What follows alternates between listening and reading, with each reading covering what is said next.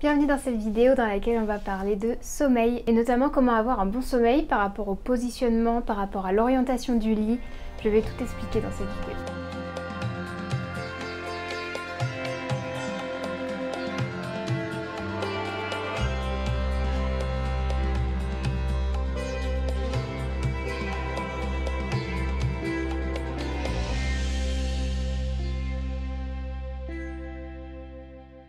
Donc si tu as vu ma vidéo sur comment j'arrange ma chambre selon le Vastu, tu as dû voir que je t'expliquais que j'aimais avoir ma tête dans une direction plutôt que dans une autre. Et j'ai eu des questions par rapport à ça, j'ai reçu des questions sur du coup quelle est la meilleure direction, pourquoi, etc.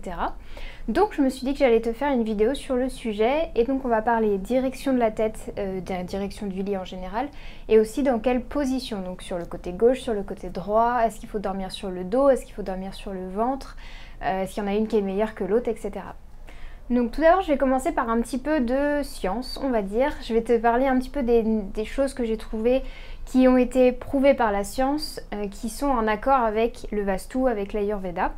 Donc tout d'abord, il a été montré que certains animaux, notamment des bovins, etc., quand ils mangent, quand ils se reposent, ils s'alignent en termes de nord et sud. Donc ça a été montré a priori chez les animaux. Et il a été testé chez l'humain de les mettre dans des différentes positions pour dormir et de mesurer certaines variables comme la pression artérielle et en score les maux de tête. Et enfin, il y a un autre aspect qui est vraiment très important au niveau, on va dire, scientifique, qui est l'explication par le champ magnétique terrestre. La Terre a un pôle sud et un pôle nord et un pôle sud, et nous avons aussi un pôle nord et un pôle sud. Donc si on essaye de s'aligner pas correctement par rapport au champ magnétique de la Terre, on va souffrir de ce désalignement pendant notre sommeil. Et pour continuer, je voulais te parler pourquoi le sommeil c'est si important. Je sais, tu sais. Mais je voulais quand même te rappeler que selon l'Ayurveda, c'est la période de la nuit donc qui permet la croissance, qui permet aux enfants de croître mais aussi à l'adulte, dans le sens où c'est pendant la nuit qu'on va régénérer nos cellules et qu'on va faire grandir de nouvelles cellules, on en a tous besoin, que ce soit dans le cerveau, dans les intestins, au niveau de la peau, etc. On a tout le temps besoin de nouvelles cellules, donc la nuit va avoir ce rôle-là. En astrologie, la nuit elle est associée à la lune et la lune elle a pour rôle de croître, de nourrir le corps, de régénérer, etc. C'est aussi extrêmement important pour stabiliser l'esprit puisque la nuit a un rôle de détoxification, de purification du corps tout d'abord, mais aussi de l'esprit. Donc la nuit, ton corps va s'occuper de nettoyer tout ce qui n'a pas été nettoyé, donc ton système digestif par exemple. C'est pour ça que c'est conseillé de ne pas manger la nuit. Donc tu vas nettoyer ton corps physique et tu vas aussi nettoyer ton corps mental par rapport à tes rêves notamment. Donc les rêves ont ce rôle de nettoyer toutes les pensées, les actions et les émotions que tu n'as pas digérées entre guillemets pendant la journée. Puisque l'Ayurveda considère que tout ce qu'on perçoit depuis nos 5 sens, donc pas seulement l'alimentation, mais tout ce qu'on va voir, entendre, toucher, etc., doit être digéré dans notre corps émotionnel, mental. Donc la nuit, si jamais on n'a pas digéré certaines choses pendant la journée, on va les digérer à ce moment-là. Et on dit même en Ayurveda que la nuit est appelée la nourrice du monde parce que c'est vraiment ce qui nous permet, nous, d'assimiler les nutriments qu'on mange, de nous régénérer, de construire notre masse musculaire aussi. Dans le monde du sport, c'est assez connu que si on ne dort pas bien, on ne peut pas construire de la masse musculaire, même si on va à la salle énormément et qu'on mange beaucoup de calories, parce qu'on n'a pas ce temps d'intégration et de repos qui est essentiel à la masse musculaire. Donc, maintenant que tu es sûr et certaine que la nuit, il faut dormir, je vais te parler un petit peu des différentes directions qui sont conseillées selon le Vastu, ou déconseillées d'ailleurs. Donc on va commencer par la direction la plus indiquée pour le Vastu, dans laquelle il faudrait dormir, c'est-à-dire avoir la tête à l'est. Pourquoi la tête à l'est? Tout simplement parce que c'est la direction dans laquelle se lève le soleil, et on dit que c'est une direction qui permet de dynamiser le corps, qui permet d'aider les étudiants qui étudient beaucoup par exemple. Ça aide aussi pour ceux qui ont une pratique spirituelle à se connecter à leur lumière divine, puisque le soleil correspond à la lumière, notre âme en termes d'astrologie. On dit aussi que ça favorise un sommeil méditatif et aussi un réveil beaucoup plus dynamique. Donc on ne va pas se réveiller complètement embourbé en principe si on dort avec la tête à l'est. Ensuite, la deuxième direction qui est la plus indiquée selon le Vastu, c'est avec la tête au sud. Donc on dit qu'en ayant la tête au sud, on favorise l'énergie qui rentre dans le corps et ça va permettre la régénération, le fait de se soigner d'une pathologie ou d'un déséquilibre. Ça va aussi permettre de brûler les toxines, brûler les choses dont on veut plus dans le corps. Quand je dis brûler, c'est symbolique dans le sens où on utilise Agni pour transformer les choses dans le corps. Donc c'est une position, une direction qui est intéressante si on veut transformer les choses pour qu'elles soient bénéfiques en nous. Donc comme je le disais, vu que l'énergie elle est dirigée dans notre corps, ça va favoriser la santé, mais ça va aussi favoriser l'abondance, le succès, etc. de manière générale, et aussi la célébrité. Donc c'est une direction plutôt très favorable. Ensuite, troisième direction, ça va être l'ouest. L'ouest, c'est neutre selon le Vastu. Il y a certaines personnes qui supportent bien cette direction et d'autres non. Ça va aussi dépendre de qui vous êtes, de votre constitution, de votre thème astral aussi. Certains ascendants, par exemple, supportent mieux de dormir avec la tête à l'ouest plutôt qu'à l'est. Et ça va être à vous de faire vos tests aussi. Et on dit que dormir avec la tête à l'ouest, ça favorise par contre d'avoir des rêves un peu perturbateurs. Mais par contre, ça permet de favoriser l'endormissement parce que c'est une direction qui est plus lourde. Donc les personnes qui vont facilement être agitées, angoissées, etc. vont bénéficier de cette direction parce que ça va les aider à aller dans le sommeil plus facilement.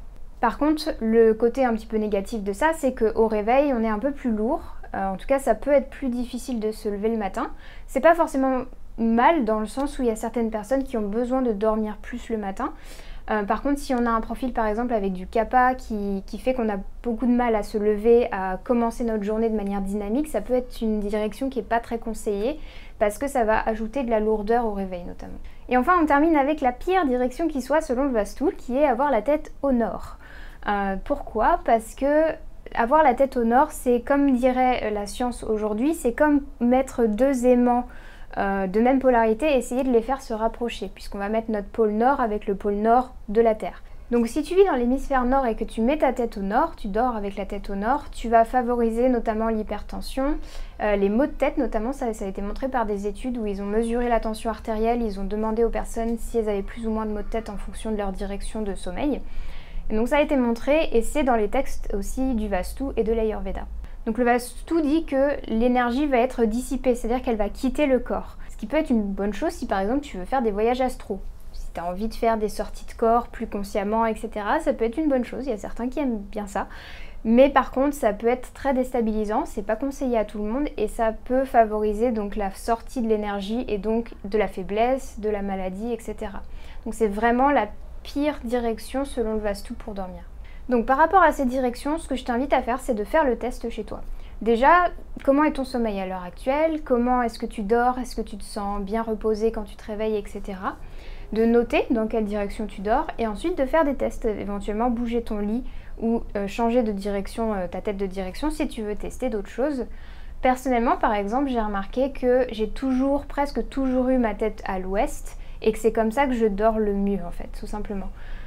J'ai testé d'autres directions, là actuellement j'ai ma tête à l'est, ça fonctionne plutôt bien pour moi. J'ai testé la tête au nord, ça fonctionnait pas du tout. J'ai voulu tester quand même parce que je me suis dit oui bon je vais pas me baser que sur de la théorie, je vais mettre en pratique. J'ai dormi une nuit comme ça et après j'ai fait non c'est bon, on va pas tester plus longtemps, même plus que ça parce que je l'ai fait 2 fois. J'ai fait 2 fois cette expérience dans 2 endroits différents et ça n'a pas fonctionné pour moi. Et la vidéo que tu as vue sur le Vastu où je réarrange ma chambre, j'avais la tête au sud parce que j'avais aucune autre possibilité en fait. Il me semble cependant que j'avais laissé mon lit là où il était mais que je m'étais moi puis tournée en fait dans le lit pour avoir la tête à l'ouest quand même parce que c'est vraiment la direction que je préférais. Donc c'est vraiment à toi de tester les directions qui te conviennent le mieux. Parce qu'on aura beau lire la direction, la tête vers le sud, c'est ce qui apporte l'abondance, le succès, etc. Si tu ne dors pas bien dans cette direction, ça ne t'apportera rien de bon. Donc dans tous les cas, ce qui compte, c'est ce qui fonctionne pour toi.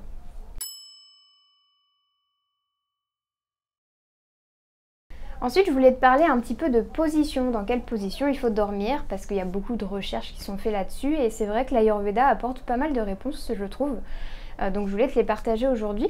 Ça a une importance de savoir dans quelle position on dort, puisque ça va activer certains canaux appelés nadis qui permettent la circulation du prana dans le corps. Le prana, c'est l'énergie vitale qui est véhiculée par le souffle et aussi par l'alimentation. Et comme on veut s'assurer qu'il y a une bonne circulation du prana quand on dort, parce que déjà qu'on est immobile, il vaut mieux que prana puisse circuler correctement, on va faire attention à la position dans laquelle on se trouve. Donc, on va commencer par la pire solution, la pire position selon l'Ayurveda, c'est de dormir sur le ventre. Et pour ça, j'étais très coupable, je dormais beaucoup sur le ventre quand j'étais plus jeune. Mais c'est une position qui est très déconseillée parce qu'elle favorise l'aggravation des 3 doshas et notamment le déséquilibre du corps en général, parce que comme on est constamment, tout notre poids se trouve sur notre cage thoracique, particulièrement en tant que femme à cause de la poitrine, ça empêche une bonne respiration, et comme la respiration n'est pas profonde et complète, le prana va pas circuler correctement. Donc c'est pas une position qui est conseillée, surtout qu'en général on a la tête sur un des 2 côtés, ce qui est pas très physiologique pour la nuque et le dos. Donc c'est vraiment une position qu'on déconseille en Ayurveda. Ensuite, la position sur le dos. On se dit, bon, en yoga, ils dorment tous en Shavasana, donc a priori c'est une bonne position. Ce n'est pas non plus une très bonne position selon l'Ayurveda parce que nos 2 narines sont stimulées et on va voir juste après pourquoi c'est important de polariser ça. Ce qui va engendrer en fait beaucoup de perturbations dans le corps. Donc chaque narine a une fonction différente et quand on va activer les 2 en même temps, ça va plus favoriser la perte d'énergie qu'autre chose. Donc on va pouvoir facilement se sentir fatigué par exemple quand on se réveille après ça. Dormir sur le côté gauche, ça va favoriser de respirer via la narine droite. Tu as peut-être vu que quand tu étais enrhumé, en fonction du côté où tu dors, la narine qui est au-dessus va être plus libre que la narine qui est en dessous. Simplement par force de gravité, les mucus et les liquides vont se mettre du côté du lit. Donc tu vas moins bien respirer par cette narine. Donc quand tu dors du côté gauche, tu vas activer la narine droite. La narine droite, elle est connectée à l'énergie solaire, donc elle va apporter du dynamisme, elle va aussi apporter beaucoup de feu, mais parfois ça peut être positif. Par exemple, si tu as mangé un petit peu tard ou que tu as mangé un peu lourd, c'est conseillé de dormir sur le côté gauche parce que ça permet d'activer Agni en fait. Et d'une manière très simple au niveau anatomique, quand tu dors sur le côté gauche, ton estomac il garde sa forme physiologique entre guillemets, et c'est beaucoup plus confortable. Et pour le coup, j'ai fait des tests comme ça, les rares fois où je mangeais trop tard, où je me mettais sur les 2 côtés, et c'est très inconfortable quand on a l'estomac qui a encore de l'alimentation dedans, de dormir sur le côté droit. Donc dormir sur le côté gauche, ça permet d'augmenter, de favoriser la digestion et de favoriser le fait de brûler des toxines, donc éviter de prendre du poids par exemple. Par contre, ça peut augmenter le dosha Pitta, qui est lui-même fait de feu. Ça va aussi favoriser l'extériorisation de la personnalité et l'intérêt pour la vie matérielle, puisque tout ça c'est relié au soleil, donc comment on va rayonner dans le monde extérieur. Alors que dormir sur le côté droit, ça va activer la narine gauche, donc la narine lunaire, qui va favoriser l'introspection, qui va favoriser le repos. Ça va aussi augmenter Kapha par contre, puisque la lune est associée à ce dosha-là. C'est un côté qui va permettre d'apaiser, de refroidir le corps, de régénérer l'énergie et aussi de favoriser tout ce qui est introspection dans le sens méditation, connaissance du corps et contrôle des sens. Le contrôle des sens, c'est un point essentiel en Ayurveda et en yoga parce qu'on a bien conscience que si on ne contrôle pas notre esprit, notre mental, on ne peut pas prendre des actions correctes, prendre des actions qui sont bénéfiques pour nous. Donc par contre, si tu as mangé tard ou que tu as encore ta digestion n'est pas terminée quand tu te couches, c'est très déconseillé de dormir sur le côté droit parce que ça va favoriser le fait que l'estomac va se vider plus rapidement et il va moins bien digérer les substances qui étaient présentes dedans juste avant. Donc voilà, j'ai voulu garder cette vidéo assez courte pour te présenter un petit peu ces différents aspects. Dis-moi si c'est un thème qui te plaît. Là, j'ai pas parlé de tous les aspects du sommeil selon l'Ayurveda et le Vastu parce que ce serait beaucoup trop long. Mais si jamais ce sujet te parle, n'hésite pas à me le dire en commentaire pour que j'en fasse d'autres sur le sujet du sommeil en général ou des rêves. Si d'ailleurs tu as le bullet journal, tu as eu une vidéo sur le sommeil en général et les rêves, donc je t'invite à aller regarder ces 2 vidéos-là. Elles ont d'ailleurs commencé et terminé l'année. Et sinon, je te dis à très bientôt, soit sur Instagram, soit sur YouTube. On peut aussi se retrouver en consultation privée si jamais tu as besoin d'un accompagnement plus poussé en Ayurveda au niveau santé, au niveau alimentation, au niveau sommeil, au niveau émotionnel. L'Ayurveda couvre vraiment tous ces aspects-là. Je te remercie beaucoup d'avoir regardé cette vidéo jusqu'au bout. Prends bien soin de toi et à très bientôt dans une prochaine vidéo.